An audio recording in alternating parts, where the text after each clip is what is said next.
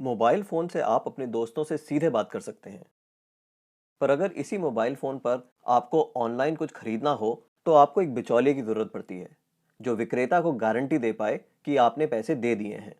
पर क्या ये मुमकिन है कि एक क्रेता और विक्रेता आपस में सीधे समझौता कर लें, बिना किसी बिचौलिए की सहायता के?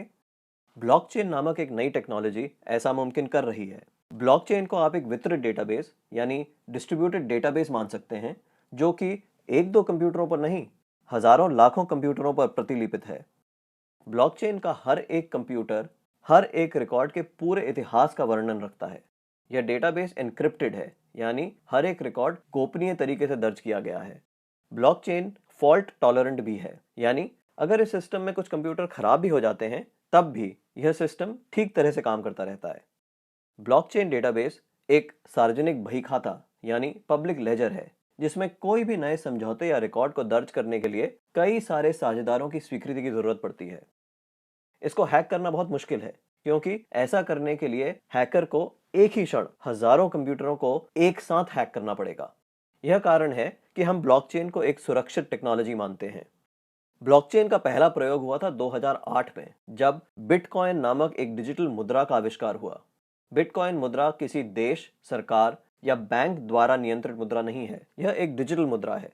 अधिक जानकारी के लिए आप बिटकॉइन को गूगल कर सकते हैं।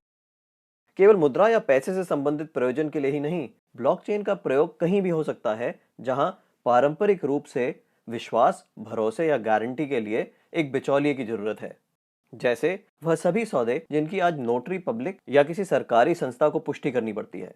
मान लिया जाए कि आप एक मकान खरीद रहे हैं। आप चाहेंगे कि इस सौदे को सरकारी रजिस्ट्रार के यहाँ दर्ज किया जाए, ताकि आपको एक सरकारी दस्तावेज मिले जो साबित करे कि आप उस मकान के कानूनन मालिक हैं। पब्लिक रजिस्ट्रार केवल इस सौदे का एक सबूत दे रहा है, और ऐसी संभावना है कि भविष्य में पब्लिक रजिस्ट्रार का काम ब्लॉकचेन टेक्नोलॉजी कर दे, क्योंकि उसमें दर्ज सौदे की भी उतनी मान्यता होगी जितनी आज रजिस्ट्री सर्टिफिकेट की है। सार्वजनिक होने की वजह से इसमें घपले की संभावना भी कम होगी। ब्लॉकचेन टेक्नोलॉजी के उपयोग के कई और संभावित उदाहरण हैं। जैसे किसी सरकारी योजना के अंतर्गत यदि एक गरीब आदमी को कुछ वेतन मिलना हो, तो ब्लॉकचेन टेक्नोलॉजी से उसको वह रकम सीधे उसके मोबाइल फोन पर दी जा सकती है। या अगर किसी प्राकृतिक आपदा से ग्रस्त लोगों को नुकसान भरपाई करनी हो, तो उनकी सहायता राशि सीधे उनके मोबाइल फोन पर दी जा सकती है। इससे भ्रष्टाचार भी कम होगा। शिक्षा में भी ब्लॉकचेन का इस्तेमाल हो सकता है। कागजी डिग्री के बदले छात्रों को ब्लॉकचेन आधारित डिग्री दी जा सकती है। इससे जाली डिग्री की समस्या का भी समाधान हो सकता है। ब्लॉकचेन उन टेक्नोलॉजी में एक है जो 21वीं सदी की अर्थव्यवस्था में बहुत बड़ा परिवर्तन लाने की क्षमता रखती हैं।